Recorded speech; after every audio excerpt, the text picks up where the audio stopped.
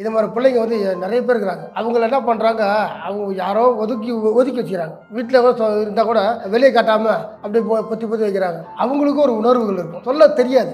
உங்கள் பாப்பா வீடியோ பார்த்துட்டு எங்கள் குழந்தைய நாங்கள் வெளியே கூட்டிகிட்டு வந்திருக்கோம், இன்னும் நிறையா போடுங்க, நல்லா பண்ணுறீங்கன்னு. எனக்கு எங்கள் கூட படித்த உங்களே வெளியில் கூட்டிகிட்டு போகல, மோனிகாவை பார்த்துட்டு நாங்கள் இந்த மாதிரி கூட்டிகிட்டு போகிறோம் அப்படின்னு எங்ககிட்டே சொல்லியிருக்காங்க. அதாவது வந்து கடவுள் வந்து நமக்கு இந்த குழந்தைய கொடுத்துருக்காரு.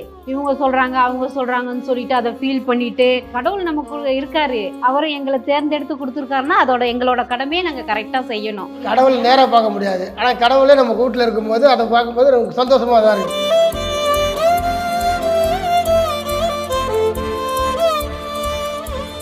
மனசு அது வந்து எல்லாரும் விளையாடும் போது தான் விளையாடணும்னு போய் ஆசைப்படும்.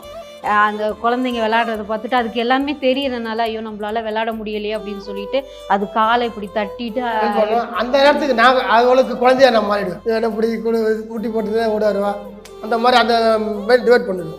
பார்த்தோம் யாரை பார்த்தா நம்ம உடனே கை எடுத்து சாப்பிட்டுக்கலான்னு கேட்ட போனே உடனே அவங்க தன்னை மறந்து வந்துருவாங்க. நான் உங்ககிட்ட 5 நிமிஷம் இருந்தாலும் எங்களுக்கு ஹாப்பியா இருக்கு அப்படின்னு சொல்லிட்டு தான் போயிருக்காங்க இது வரையிலும். அப்படியா?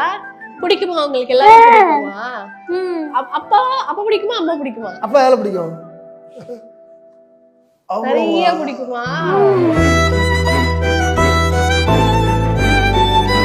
நான் சொல்லாமே என் பையன் கூட ரொம்ப நல்லாவே பார்த்துக்குவான். அண்ணானா அதுக்கு ரொம்ப உயிர், நல்லா பார்த்துக்குவாரு அவரு. அண்ணா பிடிக்குமா? எவ்வளவு பிடிக்கும் அண்ணா? எவ்வளவு பிடிக்கும்?